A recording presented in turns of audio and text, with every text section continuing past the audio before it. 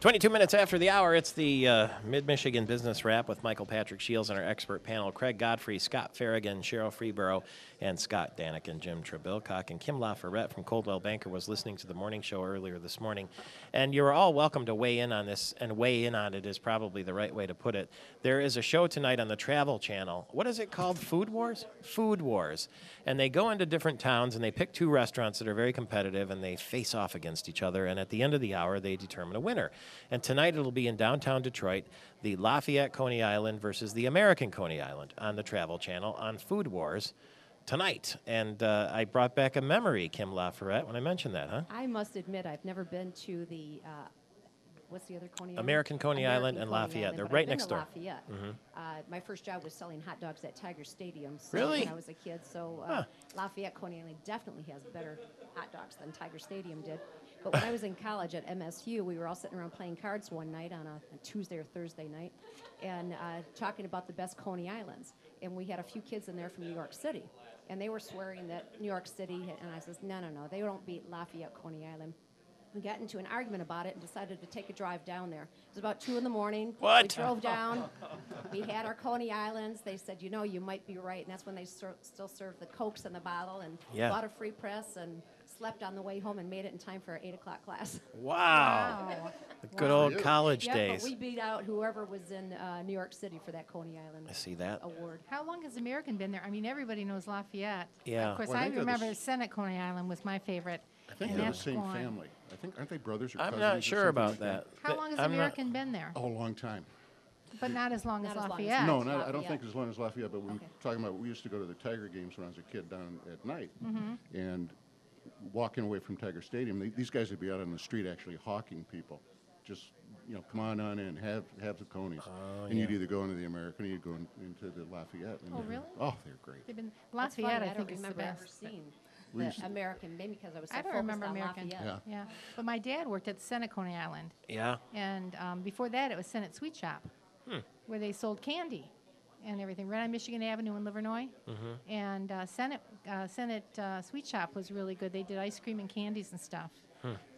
The American is right. It's all wedged into a little sliver of a corner there, and the American has windows on both sides. It's a lot bigger, I think, than the Lafayette Coney Island, which is small and kind of no windows or anything like that, just little windows, and they're right next to each other. So in my case, I just look and see where the wait would be the shortest and pick one or the other because I think they're very I similar don't in think taste. you can go wrong. You can't tell the can't go difference. wrong with I that. don't When think. We'll Obama- find out after the show tomorrow night. Tonight, yeah, Tonight, yeah. Travel When Channel. Obama was in town, didn't he go to Lafayette Coney Island? Did he? Yes, they had a segment on the news about him eating at Lafayette Coney Island.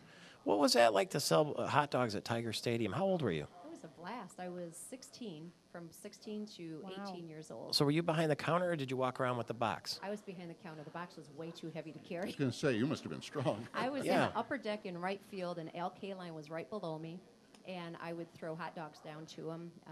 Really? He'd holler up and go light on the mustard and drop them down during batting practice. You're joking. No, Wow. no, it was a blast. In a bag or something? How do you drop a hot dog Little down? foil, I wasn't rolled it? it up real nice for him, and I just would drop it down. I'll be darned. What a great story. Yeah. Did he Thank God catch you it? could catch. Did he Yeah. catch it with his In his baseball mitt? Probably, yeah, I can't remember. Oh, wow, that's a We had great some story. great memories. That was probably one of the funnest jobs. I aside bet. from Guess selling so. homes, of course. Yeah. Well, the thing is that I remember about the Tiger Stadium hot dogs. I'm talking about the old Tiger Stadium. I would always like the ones where you were with that grill. It was like a flat metal grill, and it looked like it had a lot of years of hot dogs on it. Oh, and it did. We cleaned them, obviously, every day, but it had But a still. lot of seasoning on there. Yeah, and they would come out that way. They were not burned, but they were like slightly crispy on the outside. And when you bought the ones from the box, they were more like steamed hot dogs. Yeah, I knew just how to make them. And that was back in the day, too, when you would, the things were up on the prices were up on the wall, and you just had to make change and everything in your head. We had a cash box. Oh, really? So I laugh Wow. now when I go to McDonald's or someplace, and I say, okay, push this for Egg McMuffin, and it rings up the price. Doesn't it drive you nuts? And maybe it's just me, but to any of you, when you go into a store nowadays, you got something, maybe it's a $2 item, $1.50. You got $2 in your hand. You want to just buy it and get out of there in a hurry. And there's the person, tap, tap, tap, poking around in that cash register computer. Is And I this just a like, result of the new math? I Remember don't back know. in the 80s, they came up with something called the new math? Yeah. And it wasn't memorizing stuff. It was And the other thing that drives me crazy is when they ask, okay, can I get your area code or can I get your, your zip code? And I'm like, look, here's $2. Keep the change. I'm out of here. I don't want to be asking all that all those questions. Anyway, speaking of this very topic, by the way, retailers say they've been flailing around a little bit, but Nordstrom has found that if they put their materials on a website, their offerings, that their sales have gone way up. If you're in the store at Nordstrom and you want a pair of jeans and you try the jeans on, they're not your size, and they don't have your size, they have a computer right there, and so that you can just order it up and have it delivered to your house in the size that you want. So even though they're a brick and mortar retailer, they're also serving as a conduit for people. Remember, like we used to have to go and say, do you have this in any other size? No, but we have it in the, Oak Park store or whatever it might be. That's an interesting idea. I mean, a lot of industries, you can go really online and order anything from almost any store now. From Target to Macy's or any place, you can go online and do it. You can order a car online. I had a sales lady at Coldwater Creek do that for me. At Christmas time, I tried on a sweater and it was too big. And she says, let's go look online and we can send it, and they don't charge you shipping or anything, and sent it right to the house. You see, that's exactly the same premise. Wonderful. Because there are people who still like the brick and mortar approach. They want to go and see the goods and see how it looks and all that sort of feel the texture. Right, yeah. And if it's clothes you want to try it idea. on, at least get an idea. Yeah. And so you get some idea. So that's been successful for Nordstrom. Cheryl, I would imagine you have people who know a lot more about their cars than they used to because they can look online, People right? come in already with all kinds of packets of information they've gotten online. They're shopping online more than ever. And those are some of our best customers, too. We want them to come in to experience the value of our store and what you're going to get by buying a vehicle from us, but they come in with a lot of information ahead of time. You can't get service online. No, you have to come to the store. And the experience of purchasing the car is really important, too. So our biggest thing is trying to get them to walk in so they can see the feel of buying a vehicle from us. Probably helps that they're so educated, too. It When they does. come in, they pretty much know what they want, and then you can sell them on a test drive, and then they can get the Right. exact car that they want. And I don't think there's as much apprehension anymore about going to the car dealership, is there? Is that what you're finding? oh no, there's just as much because Is we're getting a there lot as of much? new customers, and they're very defensive Are to they? begin with Right until to- they get to know us. They still aren't extremely trusting because not all dealerships are warm and fuzzy. Believe it or not. I know that's a surprise.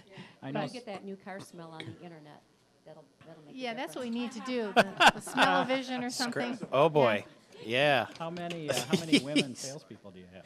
Right now, I don't have any. You don't have I've any? got 2 women I've got a service manager and a service writer, but it's really tough to get women to work in the car industry because the hours are very long. It's not you can't work 9 to 5, and you can't Yeah. work just during the week. So the hours are really a challenge. Some of the best salespeople we've had have been women, and I'd love to have more diversity in our showroom, but it's really difficult because of the hours we work. Interesting. Scott and Jim and Craig, do you have people that when they come for your financial services, they are nervous or intimidated by the process, or maybe they're new to investing and they don't want to seem like, that they're ignorant about it all? Do you have that sort of thing? You try to put people at ease? I think we used to have more of that back when we started in the business for a couple of reasons. One, more people have had more experience, be it good or bad, with folks in our industry over the last many, many years. It has matured.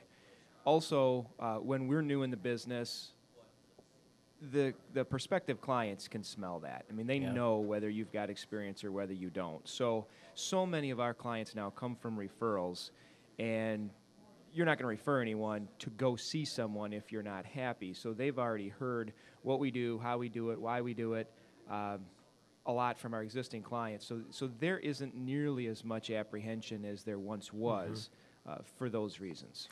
Are people willing to come in and say, look, I don't know anything about how this works, but I need help. I got to figure out what to do. And they don't mind telling you that?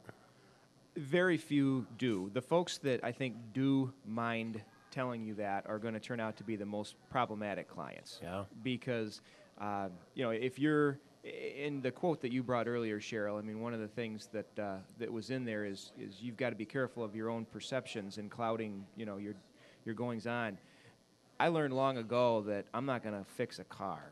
I had bloody knuckles, and it took me 5 hours to not do something that somebody did for 30 seconds, and that's when I learned back in college. Okay, that's one of my limitations. But you So, miss crawling under the car, right? no, I don't. Yeah. I don't miss that Macho. either. No. But I think that people that are open to saying, look, this isn't my ball game. I don't do this. And that really is the type of client that you want to have, because you can best serve them, because you're really providing a value. You're really steering them down the path that, I've always said, besides religion and family and health, there aren't too many topics in life that are more important than being financially secure. So being able to provide that is very, very rewarding. And if they're able to come in initially and say, hey, this is your world, not mine, that's great. Is it that way for you too, Craig, as a CPA? We have very few clients who have not used a service of some sort before, so there's some differences in the type of service, but we do have a few new clients who have never been to a tax preparer in the past, and then we just kind of walk them through our process, and they're comfortable with that and our pricing and that type of thing. But You have to have a lot of money to go to a CPA or financial. You don't. Yeah, I mean, they feel Is there, that is there a perception that's very I've only exciting, got this expensive? much. Will you even see me? yeah, it depending on who they've maybe worked with in the past. Some new clients can feel that they have to have, a high number in the way of total assets or total income, and that's not the case. We work with individuals who are really at all levels of the income chain, or whatever you want to say there. So all the way from students to, business owners earning, quite a salary. That's Godfrey Weisberg, CPAs and Advisors. Craig Godfrey. Same goes for Trebilcock and Danik Financial. People of all economic status. We do. The way we usually handle that is we get quite a few referrals to some of our best clients' children who are just starting right, out yeah. and they don't have any money. They're just starting and they just want some guidance. So we'll usually try and charge them just absolutely as little as possible, just to get them on the right track, and because of the relationship we have with their folks. Good to start that education early. Scott Danik and Jim Trebilcock and Danik Financial. Cheryl Freeborough is here, Hyundai of Lansing.